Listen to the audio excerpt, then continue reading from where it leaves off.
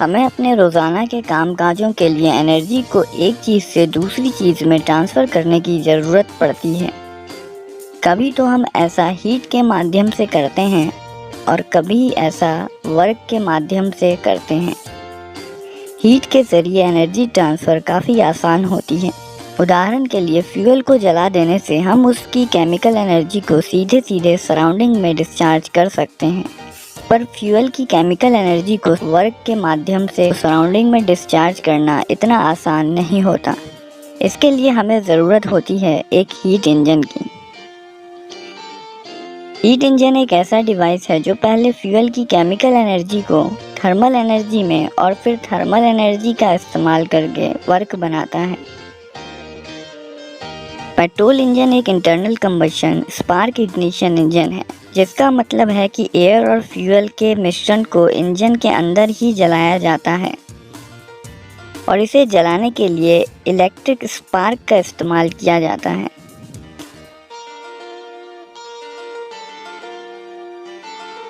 यह electric spark plug के द्वारा पैदा किया जाता है। अब हम 4 स्ट्रोक इंजन के पार्ट्स के बारे में जानेंगे। सिलेंडर, यह एक सिलेंड्रिकल वेसल है जिसमें पिस्टन आगे पीछे मूव करता है। पिस्टन, कनेक्टिंग रॉड पिस्टन और क्रैंकशाफ्ट को जोड़ता है और फोर्स को पिस्टन से क्रैंकशाफ्ट तक पहुंचाता है। क्रैंकशाफ्ट पिस्टन के रेसिप्रोकेटिंग मोशन को क्रैंकशाफ्ट के रोटरी मोशन में बदल देता है। कनेक्टिंग रॉड का बड़ा वाला सिरा क्रैंकशाफ्ट से कनेक्ट होता है और क्रैंक पर फ्रीली रोटेट हो सकता है। कनेक्टिंग रॉड का छोटा वाला सिरा गड्जियन पिन की मदद से पिस्टन से जुड़ता है और कनेक्टिंग रॉड गड्जियन पिन पर घूम सकती है। पिस्टन को सिलेंडर के अंदर रखा जाता है ताकि पिस्टन केवल एक डायरेक्शन में मूव कर सके। इस प्रकार जो मैकेनिज्म बनता है उसे स्लाइडर क्रैंक मैकेनिज्म कहा जाता है। यह स्लाइडर के लीनियर मोशन को क्रैंक के रोटरी मोशन में बदल देता है। वाल्व सिलेंडर में एयर फ्यूल के मिक्सचर के अंदर आने वाले रास्ते को खोलने का और जलने के बाद जली हुई गैसेस को बाहर भेजने वाले रास्ते को कंट्रोल करता है। ये या तो सिलेंडर हेड या सिलेंडर के साइड में लगे होते हैं।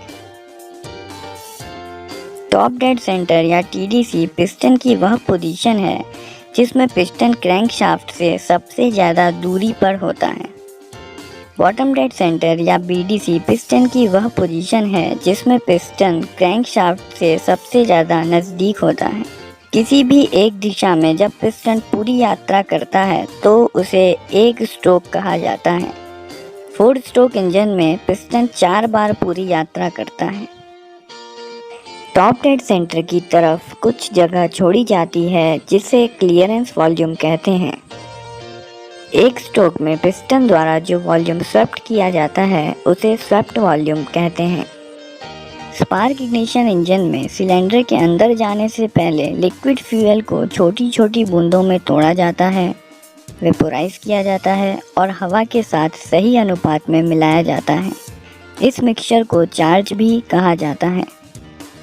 जब इंजन स्टार्ट होता है पिस्टन टॉप डेड सेंटर से बॉटम डेड सेंटर की ओर जाता है, जिसके कारण सिलेंडर के अंदर एक वैक्यूम सा बनता है। इसी दौरान इनलेट वाल्व खुलती है और चार्ज सिलेंडर के अंदर चला जाता है।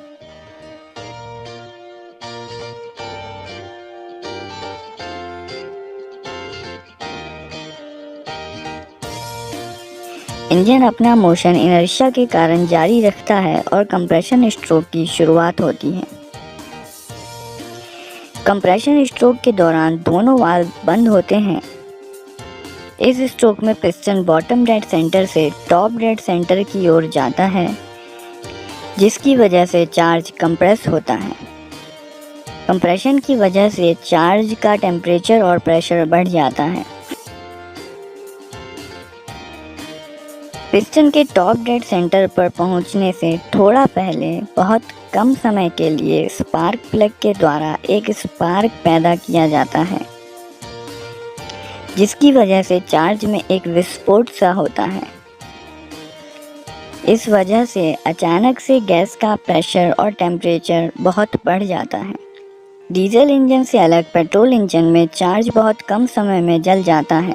इतने कम समय में पिस्टन का मूवमेंट भी बहुत कम होता है और इसीलिए कंबशन चैम्बर का वॉल्यूम भी लगभग समान रहता है।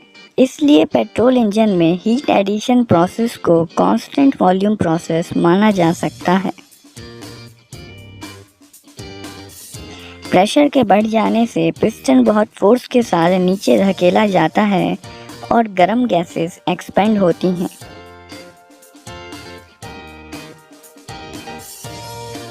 इसके बाद पिस्टन बॉटम डेड सेंटर से टॉप डेड सेंटर की ओर जाता है। एग्जॉस्ट वाल्व खुलती हैं और जल चुकी गैसेस को पिस्टन बाहर धकेल देता है।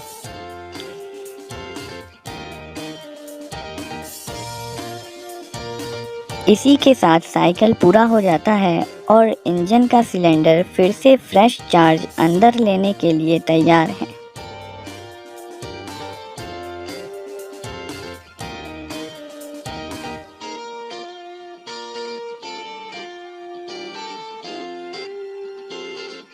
ध्यान देने की बात यह है कि इंजन वर्क केवल पावर स्ट्रोक के दौरान बनाता है।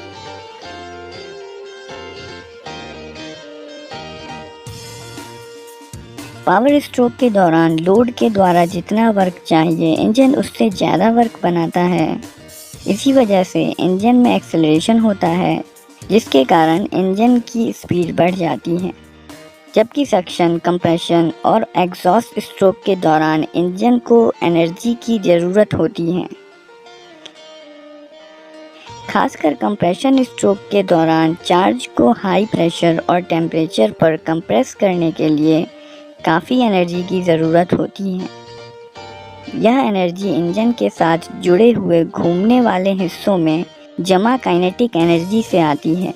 इसलिए इन स्ट्रोक्स के दौरान इंजन धीमा पड़ जाता है और इसलिए इंजन की गति में उतार चढ़ाव आ जाता है। गति की इस अस्थिरता को कम करने के लिए फ्लाईव्हील को जोड़ा जाता है। फ्लाईव्हील एक ऐसा व्हील होता है जिसका मोमेंट ऑफ इनर्शिया काफ़ी ज़्यादा होता है। इसका मतलब यह है कि फ्लाईव्हील की रोटेशनल स्पीड को बढ़ाने या घटाने के लिए ज़्यादा एनर्जी की ज़रूरत पड़ती है। दूसरे शब्दों में कहा जाए तो फ्लाईव्हील को एक्सीलरेट या डिसेलरेट करने के लिए ज़्यादा एनर्जी की ज़रूरत होती है। जब पावर स्ट्रोक के दौरान इंजन ज़रूरत से ज़्यादा एनर्जी बनाता है, तब फ्लाईव्हील को थोड़ा सा एक्सीलरेट करके यह एनर्जी फ्लाईव्हील में काइनेटिक एनर्जी के रूप में स्टोर हो जाती है। और जब इंजन को कंप्रेशन और दूसरे स्ट्रोक के दौरान एनर्जी की ज़रूरत होती है, तब फ्लाईव्हील थोड़ा सा डिसेलरेट होकर यह एनर्जी इंजन को उपलब्ध करा देती है। इसलिए इंजन की गति में उतार चढ़ाव काफ़ी हद तक कम हो जाता है। इलेक्ट्रिक स्पार्क बिल्कुल सही समय पर होना ज़रूरी है, वरना इंजन सही से काम नहीं करेगा। उदाहरण के लिए, अगर स्पार्क पिस्टन के टॉप डेड सेंटर पर पहुंचने से बहुत पहले ही हो जाए, तो चार्ज पहले ही जल जाएगा और प्रेशर बढ़ जाने से पिस्टन गलत दिशा में जा सकता है और आखिरकार इंजन रुक जाएगा। स्पार्क टाइमिंग कंट्रोल करने के लिए नए इंजन्स में कंप्यूटराइज्ड इग्निशन सिस्टम का प्रयोग किया जाता है।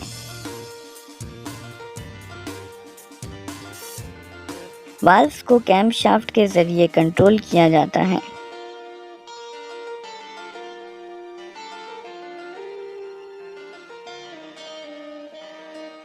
कैमशाफ्ट सही स्पीड रिडक्शन मैकेनिज्म के द्वारा क्रैंकशाफ्ट से जुड़ी होती हैं।